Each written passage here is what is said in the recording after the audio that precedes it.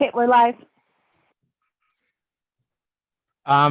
Okay, aloha, and thank you for attending the talk tonight, and thank you to Indigenous independent researcher Adam Keawe Manalo-Camp. Also, we want to remind folks to check out West Maui Mele with the musical album Le Na Honua Pi'ilani, Songs of West Maui, and its Na Hoku Hano Hano award-winning companion, Le Na Honua Pi'ilani Na Mele Ho, on your favorite digital platform. The accompanying songbook, Le Na Honua Pi'ilani, is also available online from Kamehameha Publishing, and all proceeds from the albums and book go to Na Leo Kalele, the West Maui Kaiapuni Auxiliary Program. Mahalo again, and I hope you enjoy the talk tonight. Aloha. Hello, Lance. Aloha mai kako. Mahalo everyone for joining us this evening.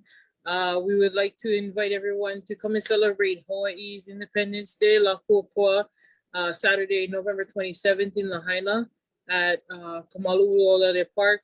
You guys can go ahead to Hui Aloha Aina's page, and also we have a La Kuakua Instagram, Facebook, and Twitter.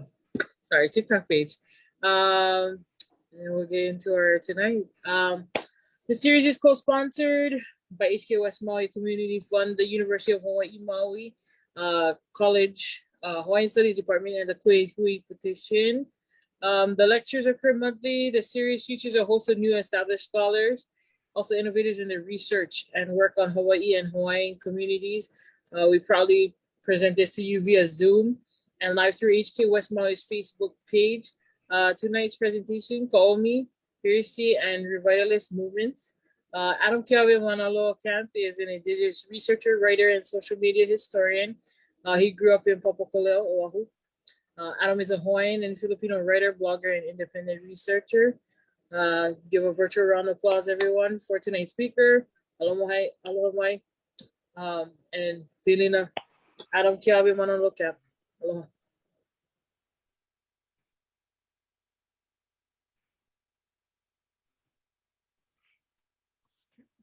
Let me share the screen. Mahalo for inviting me into this space, and also big mahalo to Kanani and to Lance for pronouncing my last name correctly, because my last name always gets mispronounced.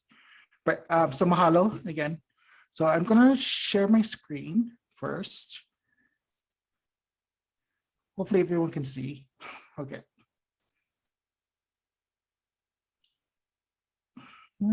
And this is not cooperating with me today.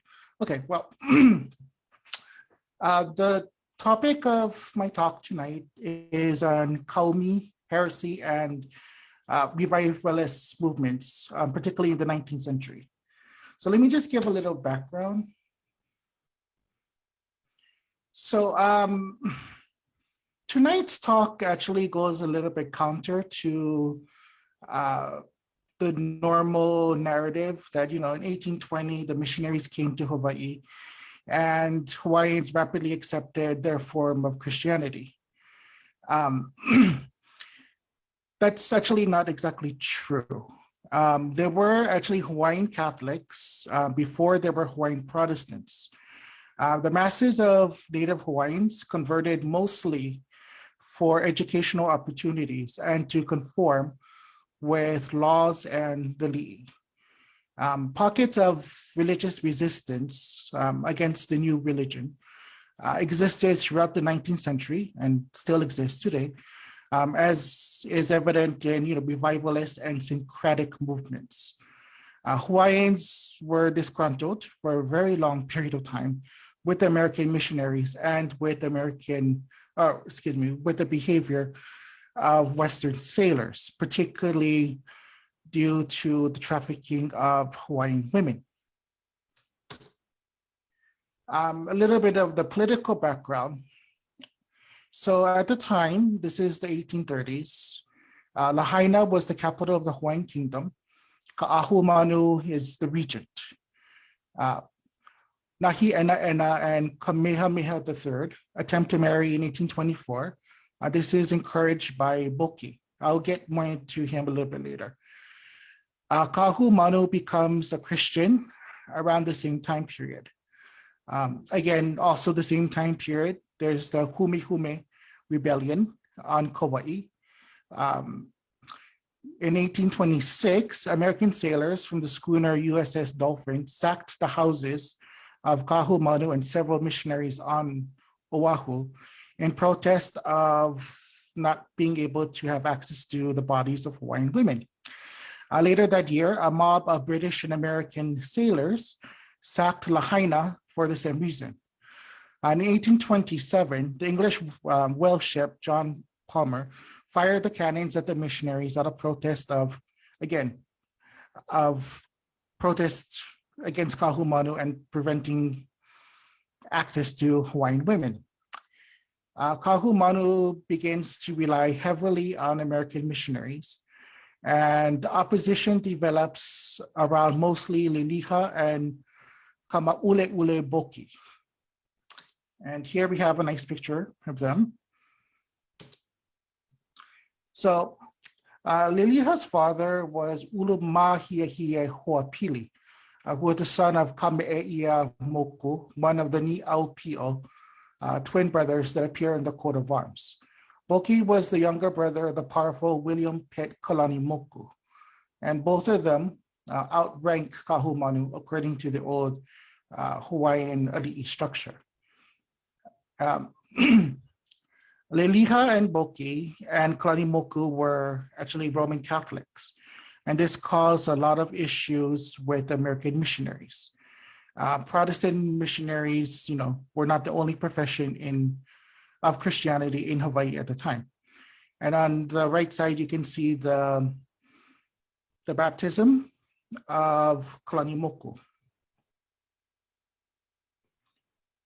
In 1827, Roman Catholicism gained traction due to Liliha and Boki's efforts, causing further clashes with American missionaries and with Kahu Manu. In late 1829, Boki set sail to find more sandalwood to pay off debts. And he's quoted as saying, "I will go and not return until a certain chief," meaning Kahu Manu, "is dead." Boki, of course, disappears, although some of his crew do make it back to Honolulu a little later. So in 1832, this is when about the time Comey appears alongside with Kamehameha III. Kamehameha III and Comey confess to Moi Kolohe, one of the laws regulating sexual behavior that was passed by Kahu Manu. Comey refuses to pay a fine and stops attending church. And but Kamehameha III pays a fine by doing hard labor. He actually builds a wall for Reverend Bingham. Okay, so this is a little bit about the background of Kaume Moi. So Kaume is the son of Moi, who is originally from Bora Bora, and Naomi Kahua Moa Moi. So Naomi is actually within the household of Kahu Manu. She was trained in English and Hawaiian by the missionaries, and she served actually as a school teacher, more or less. She taught the common people and the chiefs alike literacy. So she was a very good student. Comey, her son, is actually among the first pupils of Reverend Bingham. He's educated alongside with John Ii, Tamatio Ha'alilio, and members of the royal family. Comey Moi also may have helped with the conversion of Kahu Manu, or at least he attended the baptism. Comey was noted as a brilliant student, a very bright student by Reverend Bingham. He asked a lot of questions. He at one time also helped teach Sunday school and served the church at Kauai Ha'o Church on Oahu. His mother, Naomi, was a favorite of Kahu Manu, and Comey begins to become a favorite of Boki. Comey is educated by the missionaries to become a pastor or to do a mission work. in Hawaii or in Tahiti. In 1831, Kauai begins to Christianity itself. And in 1832, this is when he begins to get close to King Kamehameha III due to his lomi lomi and la'au lapa'au skills that he learned from Boki. That's something that we often forget as well, is that Boki was an expert in lomi lomi and la'au lapa'au. Kaumi is also a great hula dancer, and he supposedly initiated into the Arioi, which is a sect from Tahiti by his father, if we are to believe the missionary sources. He gets caught, as I mentioned, there's the fine, the moikolohe. Kaumi is also forced to repent in public, and he refuses to pay the fine, but he admits that, something's going on between him and the king. Both of them, by the way, at this time are teenagers. So Kahumanu tries to actually break up the relationship and tries to marry the king to a member of her own family. He refuses to get married. Kaumi then begins to also question Kamehameha III's authority and calls him the paper king, the mo'i palapala. He says that the real power in the kingdom is his adopted mother, Ka'ahumanu. He says that the foreigners have huge amounts of influence over the government, that it's no longer a Hawaiian government, but a government run by the missionaries, run by the church. And this causes a lot of issues with Comey III.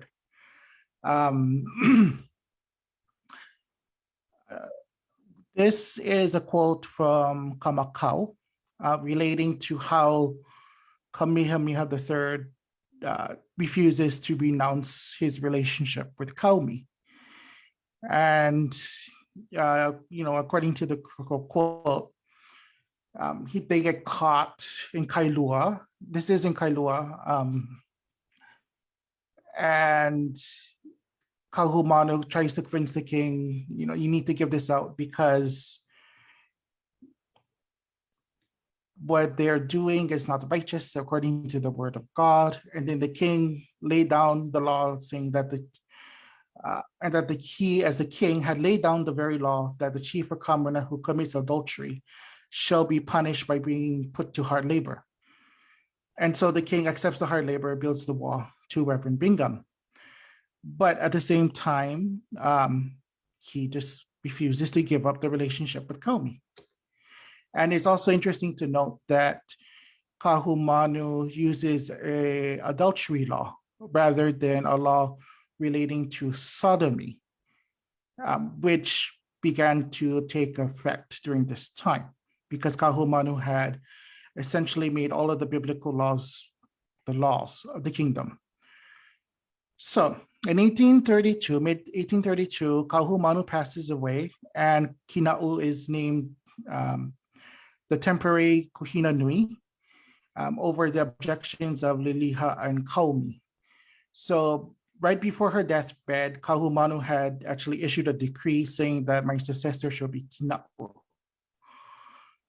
But the king actually doesn't accept this decree at first, saying that the ultimate decision of who is Kuhina Nui belongs to him. So, fearing that the king might appoint Liliha or Kaumi as the Kuhina Nui, a group of converted Christian Hawaiians led by Kina'u herself, Ke Kauluohi, Kana'ina, and Hoapili go to see the king to demand Kina'u be named Kuhina Nui instead of Liliha or Kaumi. Hoapili actually arrives with soldiers mounted on horses with guns and swords to directly threaten the king. He tells the king that if he appoints his daughter as Kuhina Nui, he will kill himself in front of the king. So the king backs down and names his sister, Kina'u, permanently as Kuhina Nui, and she takes the style as Kuhina Nui Elizabeth Kahumanu II. Liliha, however, remains as the governor of Oahu, while her father, Ho'opili, remains as the governor of Maui. Ho'opili becomes increasingly loyal to the missionaries. And Liliha is Catholic, so she believes she has no loyalty to the missionaries. But at the same time, she's also thinking more and more about the Hawaiian religion. So while this was going on, Kamehameha III names Kaume as Keali'iku'i. So the term ku'i actually means joint or co-ruler or even regent, depending on how you translate it. And that's also a term that's used in liturgies to mean like when two people get married. So Liliha, Kaume, and Kamehameha III remained in Honolulu. Kina'u actually goes briefly to Lahaina to rule because Lahaina again is the capital. Kaume formally leaves the church. He excommunicates himself and joins the Hulu Manu on Oahu, along with long-standing members such as Nama'u, Abner Paki, and of course Kaume. They revive hula and ancient Hawaiian religious practices. Hula had been banned a couple of years earlier by Kahumanu. So they revived hula. They actually go to Waialua near to North Shore, and they do practices at Kukaniloko as well. So this begins a period of syncretic religious practices by the Hulumanu, and they practice a form of pantheism, whereby they believe that all of the old Hawaiian gods were actually one and the same. So it was, one body, many body parts, something like that. So the missionaries now openly begin to speak of the apostasy of Kaume. What's also interesting is the missionaries bring up the S word, sodomy, in regards to Kaume. They call him a heretic. They claim that the Hulu Manu has vandalized missionary homes. They allow polyamory, and that they allow the manufacturing and selling of alcohol at Punch Bowl. Kaume openly in public questions the authority of the missionaries, their form of Christianity, and also asks the question, when are they going to leave? So, right here, like Kaume is just basically speaking truth to power, as we would say today. So, meanwhile, while this is going on, Hulu Manu attract followers on the other islands, particularly on the Big Island, the island of Hawaii. On Maui, however, Elizabeth Kina'u begins a crackdown and considers anyone who's a member of the Hulu Manu to be in rebellion against the lawful and God-fearing government of the Hawaiian Kingdom. But she's unable to do anything because the king is involved with the Hulu Manu. So she attempts to resign, and she actually asks the missionaries if she can live with them or if they all can move to America, away from all of this political trouble, this pilikia. Nahi Ena tries to intervene in the king to take him away from Kaume and to tell him that he needs to support his half-sister, Kina'u, because she's wants to actually leave Hawaii. And Kamehameha III actually says, yes, I agree with you, yes. And then when she's not looking, when they're supposed to go back to Lahaina together, Kamehameha III sneaks away from his sister and goes back to Waialua with Kaume. At the same time, the king refuses to allow the resignation of Kina'u. So, in late 1833, Kaikio'ewa, governor of oops, he's not governor of Oahu, he's governor of Kauai at this time. Let me just make this change. Okay. Governor of Kauai, along with a servant named Kaihu Hanuna, kidnapped Comey. Comey's guards actually do nothing because they've been secretly paid by Keawe. Comey is taken to one of the states of Keawe. He's beaten and he's actually tortured. Kamehameha III finds the location of Comey through his half-sister, Kina'u, because Kina'u thinks that this has gone overboard. And so Kamehameha III frees Comey, and Comey and Kamehameha III live together for some of 1834, along with members of the Hulumanu doing what they normally do. And Ho'opili and Keawe, with the support of American missionaries, attempt a coup to force Kamehameha III to abdicate and to install Kina'u as the queen regent, not as the queen regent, but as the queen regnant. So in 1834, Comey decides to go into self-imposed exile in order to save Kamehameha III's crown. Kamehameha III is forced to marry. He marries Kalama, who is actually was a friend of his since childhood, and she is very pro-missionary. He also adopts Alexander Liholiho, his nephew, to be his successor, thereby securing the Kamehameha line. In about 1835 or 1836, Comey sees Kamehameha III for the last time. The reason why there's those dates is because some sources say it was late 1835, some say 1836, early part. Whatever the date is, they see each other one last time, and Comey goes back into self-exile, and we don't hear from him ever again. So I wanted to talk a little bit about some of the groups that were involved with trying to revive the Hawaiian religion. So one of them, of course, is the Hulumanu. So people often think that the Hulumanu was actually formed by Comey. That's actually not true. The Hulumanu was actually formed around 1826 in Waialua.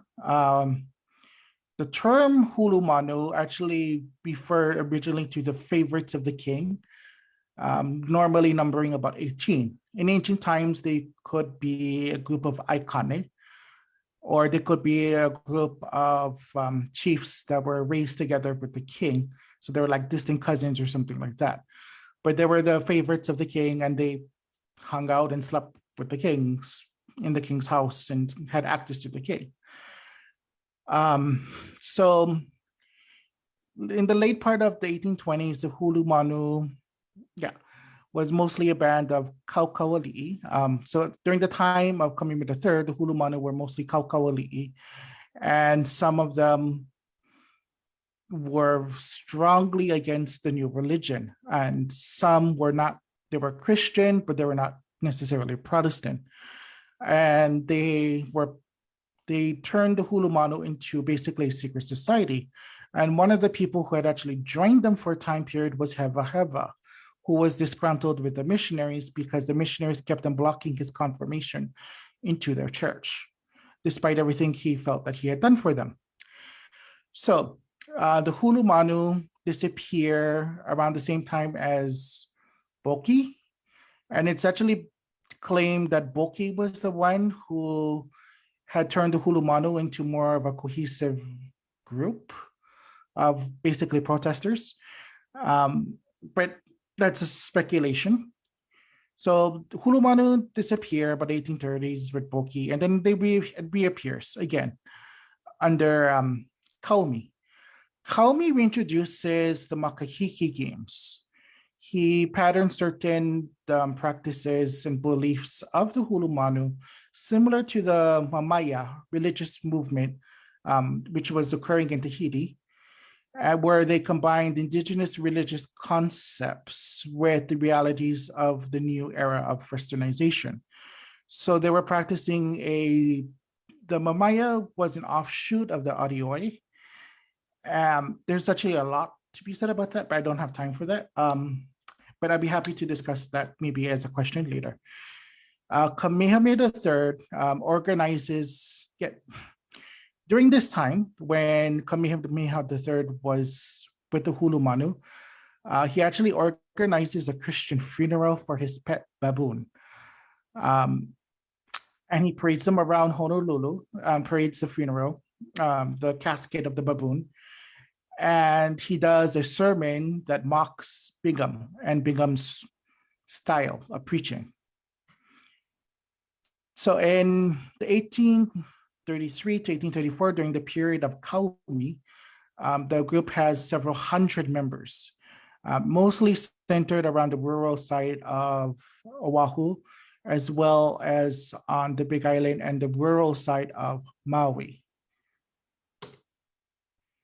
And the Hulumanu continued to be protected by Kamehameha III as a bodyguard unit until 1854. And they are actually given land on Molokai in order to maintain certain religious practices. Now, around the same time that this was going on with Kauai, there was the Hapu Movement. So Kahapu Puna was born around 1815, and she was actually educated by the missionaries as well, similar to Kauai. In the 1820s, she begins to have prophecies. She takes the name Hapu, meaning clan in Maori, after meeting a Maori sailor. She claims that there are three gods who become one: Jehovah, Jesus, and Hapu. And she is Hapu. So she claims basically to be the Holy Spirit. She creates these pu'uhonua to save Hawaiians from the end of the world.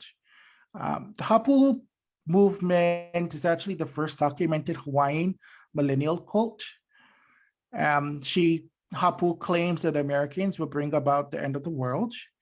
And we know a great deal about the Hapu movement basically because of Father Walsh, a Catholic priest who happily writes a lot about it because it undermines the Protestant missions in the area.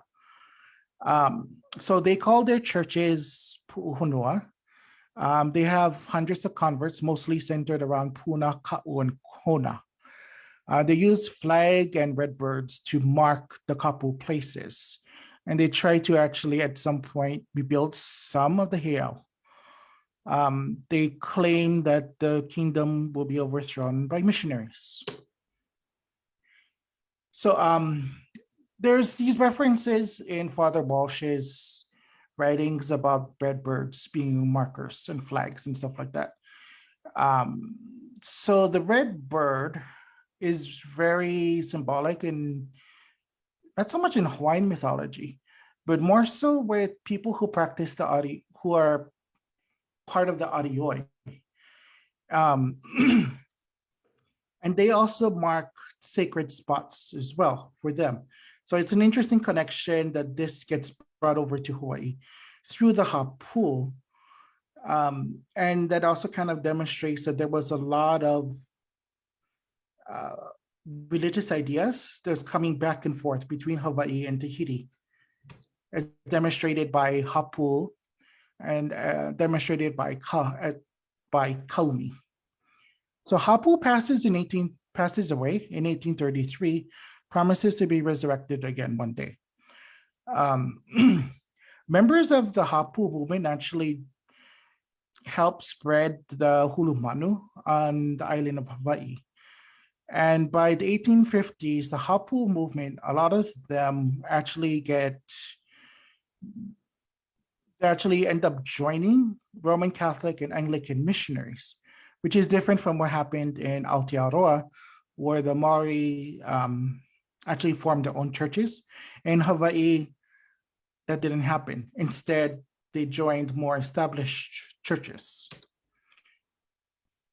And then, again, while all of this was going on, in 1824, there was this Church of Pele.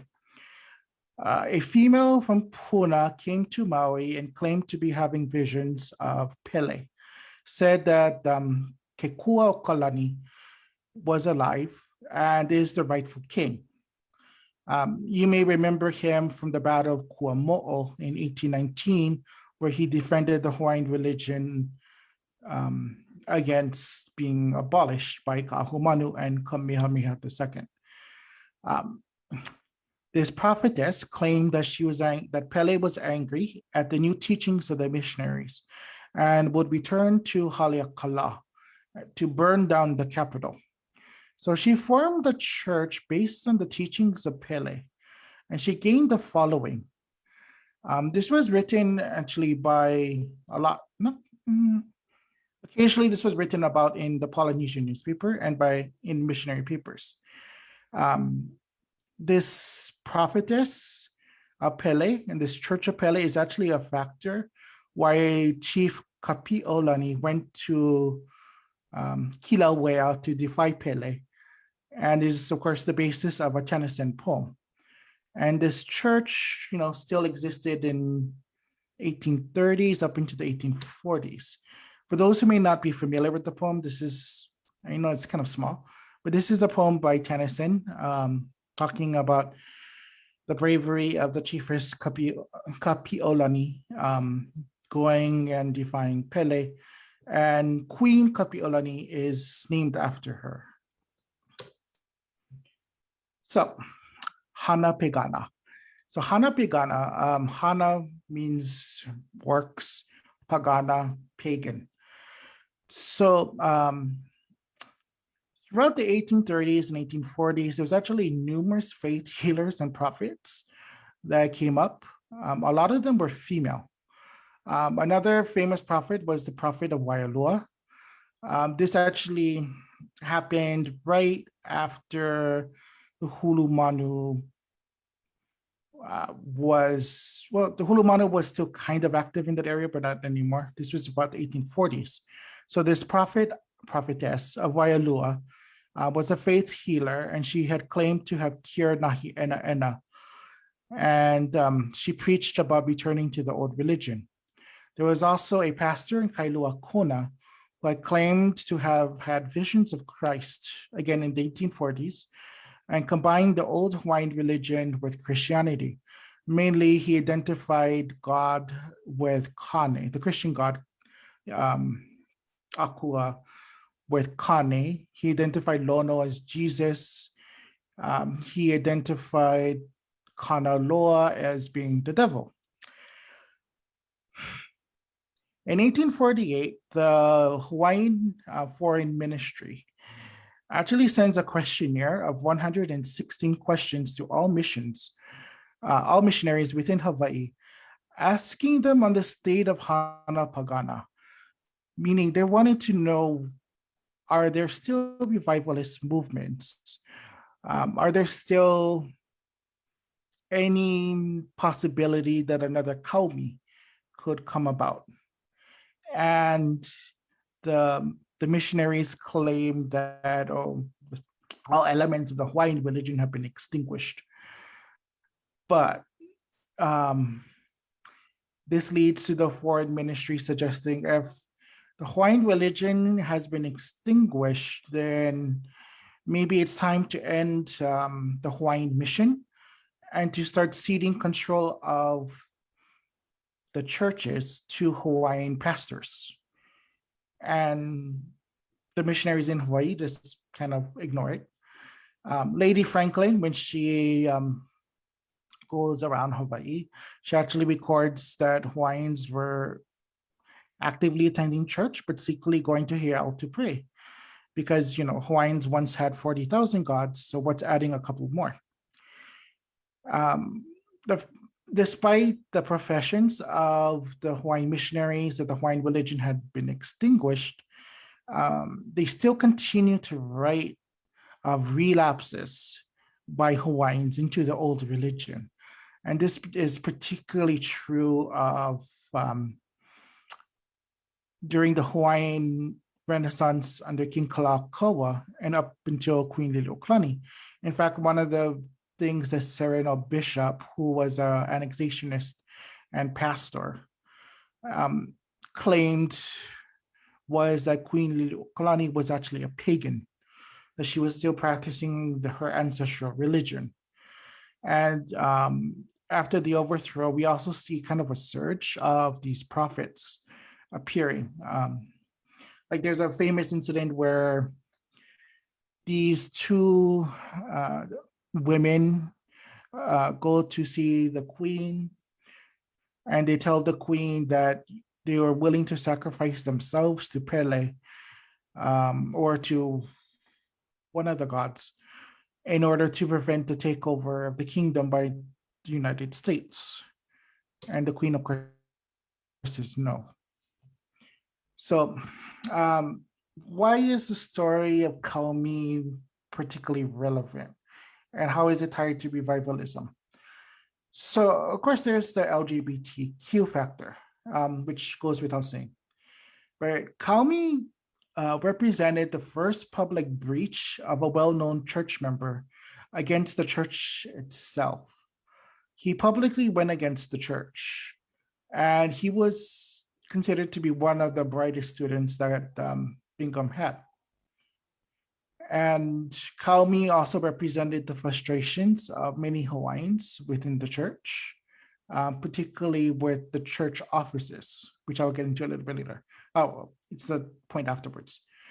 Then Comey's restructuring of the hulu manu created a pan-Polynesian quality, moving it from simply protecting the Hawaiian religion to actually challenging Christianity and Western civilization itself. And this was ironically largely because of Comey's education by the missionaries, which taught him to question why are they there? And there's many forms of Christianity, and not even the sailors, obey the missionaries. So why are you imposing that brand of Christianity on Hawaiians?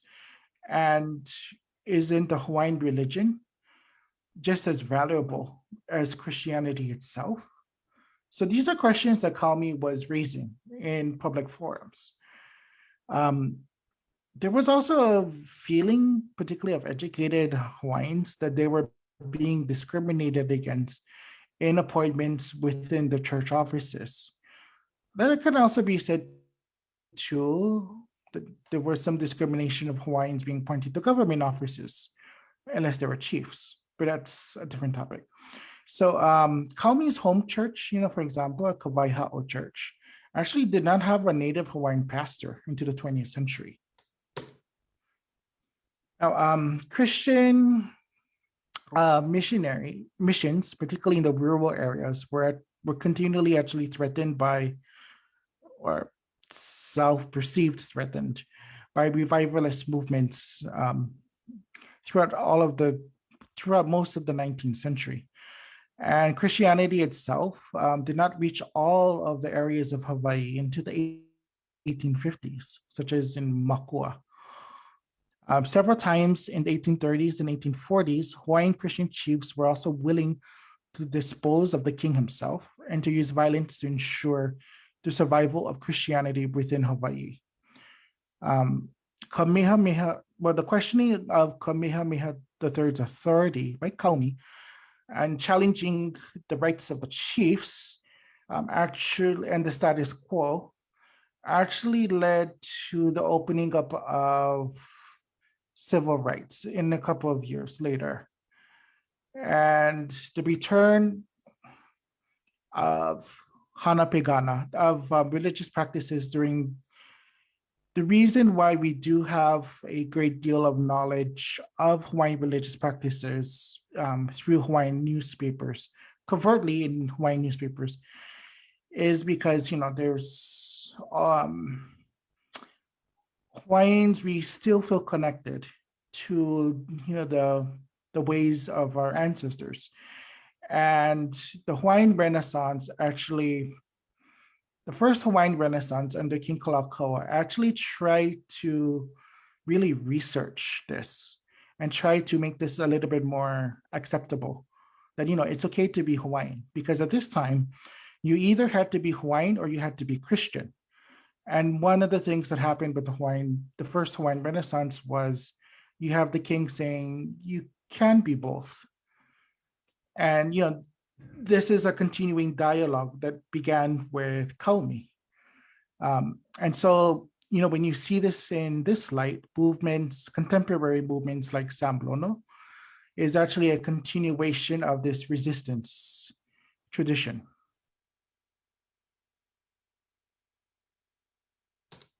So with that, are there any questions?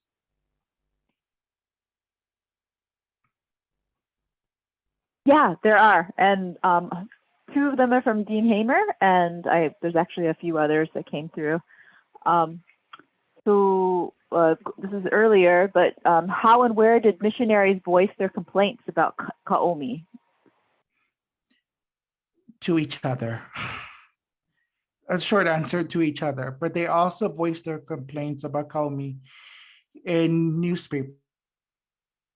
So up until the 1860s, the missionaries literally controlled the Hawaiian printing presses. So nothing could really be printed unless it had their permission. And the other thing to remember too is that while the Hulu Manu was going on, while Comey was, with the king, and all of this was going on in the 1830s, you also have to remember that this is also the same time period that Hawaiian Christians also began writing about Hawaiian history and Hawaiian traditions. This is the same time that David Malo begins to write. So this is all linked together. And in some cases, this is linked as a rejection. Some of the Christian writers were writing into one hand to reject some of the questioning that was going on by Hawaiians, including Comey, but on the other hand, to also uphold that, Hawaiians did have a history, Hawaiians did have traditions. So it was a balancing act for them.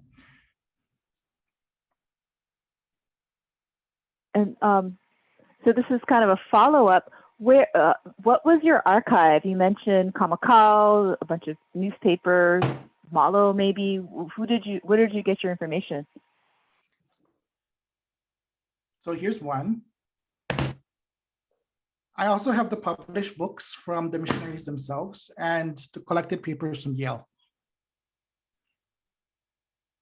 So I'm getting it directly from Bingham and the Judds. An extensive archive. From Lorenz Gonshore, was there any specific mentioning of Kaomi in a positive light as a precedent during the Kalakaua era Renaissance, for instance, in the newspapers? No, because Kaomi was such a taboo subject. You also have to remember that this is 1870s, 1880s. This was a time where sodomy was still legally on the books. And to talk about Kaomi would be to talk about the relationship of Kaomi to Kamehameha III, which would then undermine the stability of the institution of the crown. Okay. And this is a specific thing you mentioned from Dean Hamer. Were there eyewitnesses for the baboon burial? And he used the funeral as an occasion to criticize Bingham, correct? That's correct. There were eyewitnesses, including the Judd family, who were shocked about what was going on. Although I kind of think it's kind of funny, but then again, I have a dark sense of humor. And so from Kahala Johnson, mahalo nui. Hi, Kahala.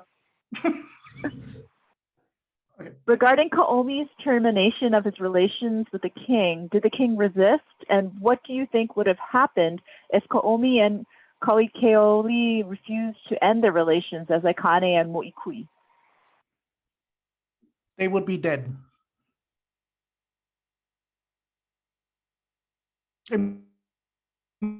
That's the short answer, because they were willing, if King Kamehameha III did not intervene to save Kauai earlier, they would have killed him. That was their plan. Their plan was to beat him, to torture him, and to lynch him.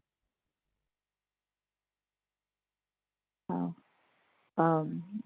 And another question, what traditional and customary practices today can be said to be the lineal descendants or descending from Kauai and Kaukeoli's relationship?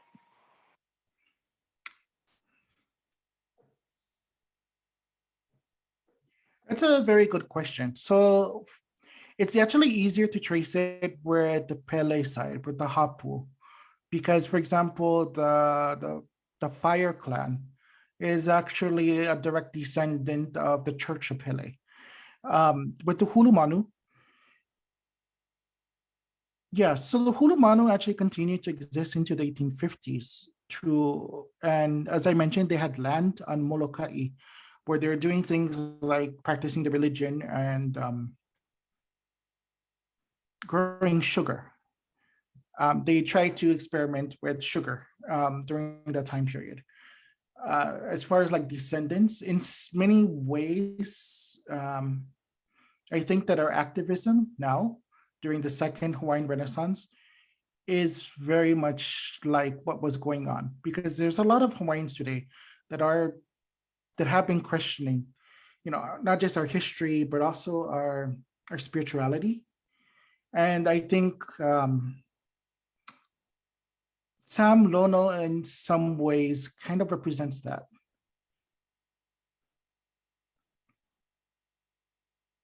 So this is sort of a follow-up to that, and actually just a clarifying question, because you said that there was at one point the idea that you have to be Hawaiian or Christian, and then the idea you can be both, and this dialogue, you said, began with Kauai, and that this is part of a resistance tradition. But didn't Kauai seem to mostly just resist the Christian tradition, or is that not a correct reading of history? That is, both of them are correct readings. Kauai resisted. He didn't want to become Christian. And he's not buried in a Christian burial that I know of.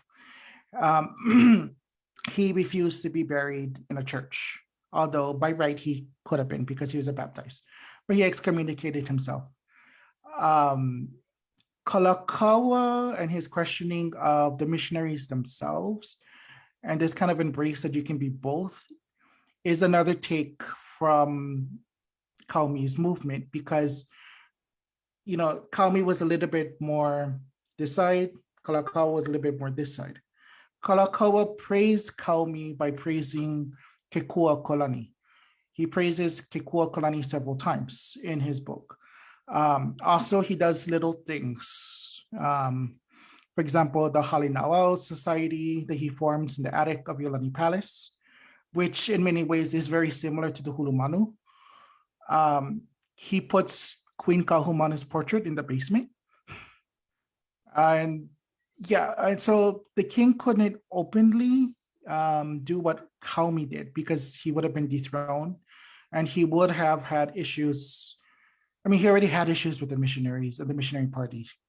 He didn't need to accumulate more issues. So, I mean, Kalakaua kind of had to be more centralist than Kauai could have.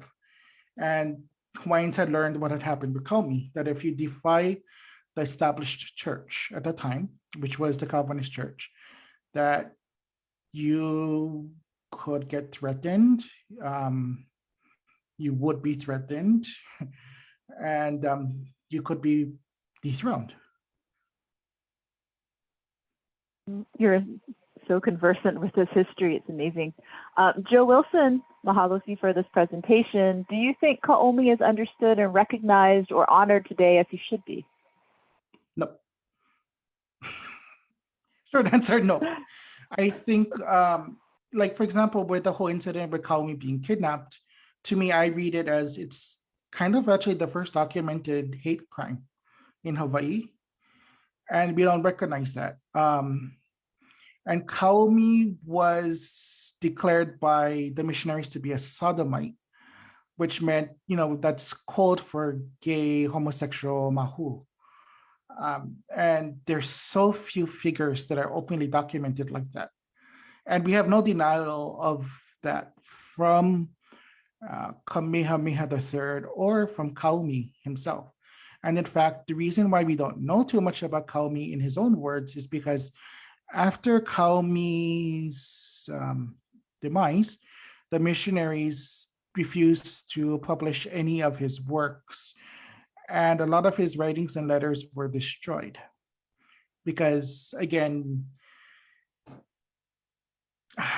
the rationale was he was a heretic, he was an apostate, and that we should, as Hawaiians, forget about these people. And also, it was considered to be embarrassing later on for the monarchy, even though Kamehameha III continued to have iconic relationships, but he did not do it as openly as he did with Kauai, where Kauai and Kamehameha III literally lived together. They were basically in a domestic relationship. And they, before 1834, they had even, Kamehameha III had thought about even elevating Kauai further. He had thought that, if Hina'u passes away, that maybe that would be the time he brings in Kauai as Kuhina Nui. But then, it was a very delicate and dangerous situation for both of them. Yeah, you've underscored that definitely. From Noyahia, how do you see the anti-LGBTQ issues that missionaries impose play out in our current political climate here in Hawaii? Oh, I didn't know I was going to bring tea. Yeah, so one of the things that bothers me, because, if you know me, you know that I deal with a lot of nuances in history.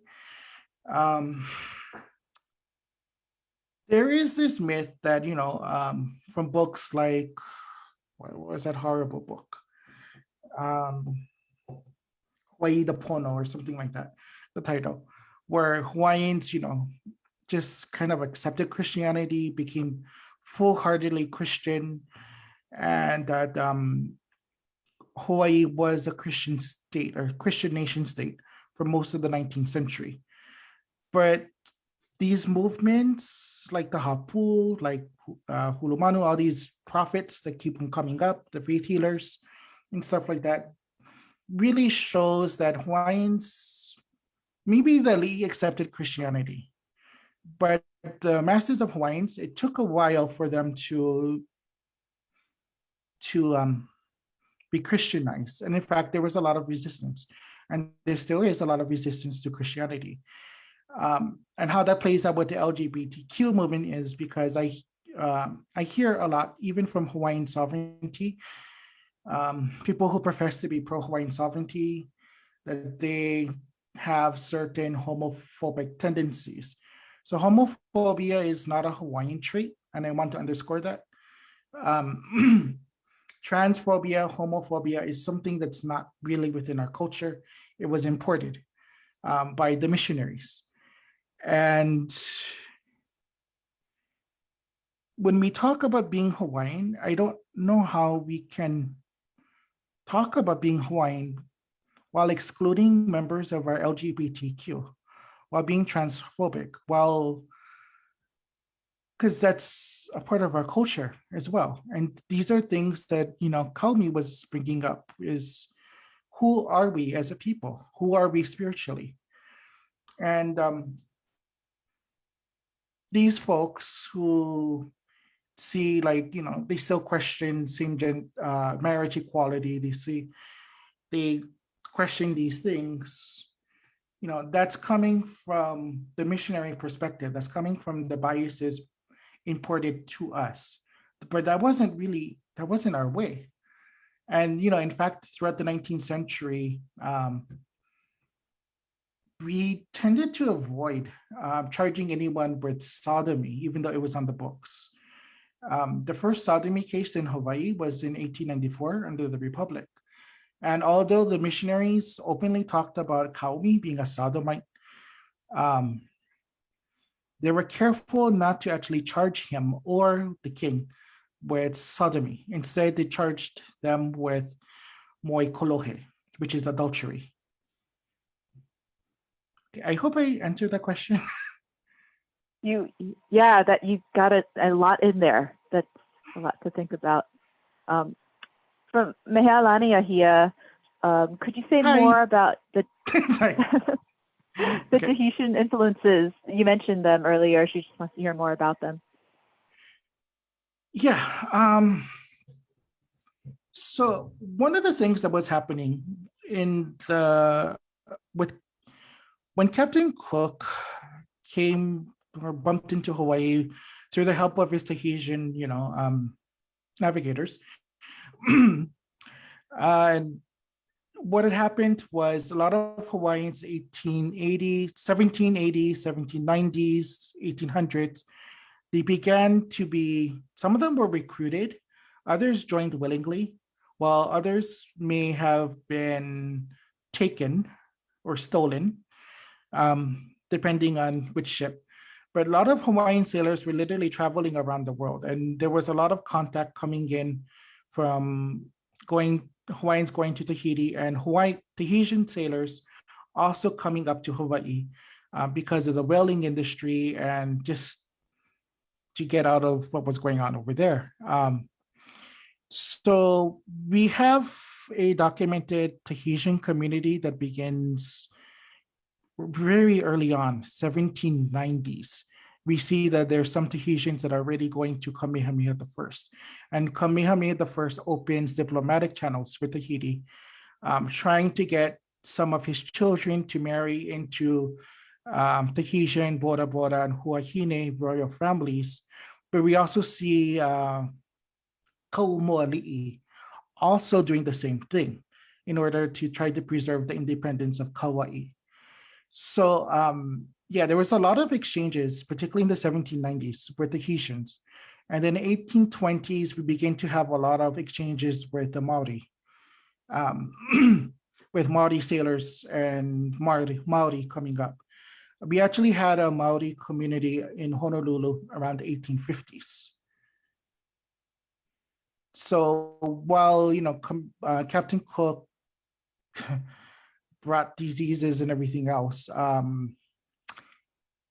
the opening up of Hawaii to globalization and to globalization also reopened channels of dialogue between our Polynesian brothers and sisters.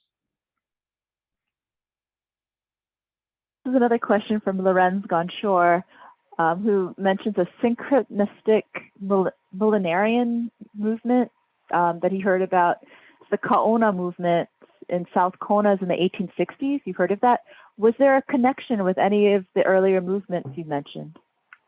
Yes, they were. So, for example, with the Hapu movement, I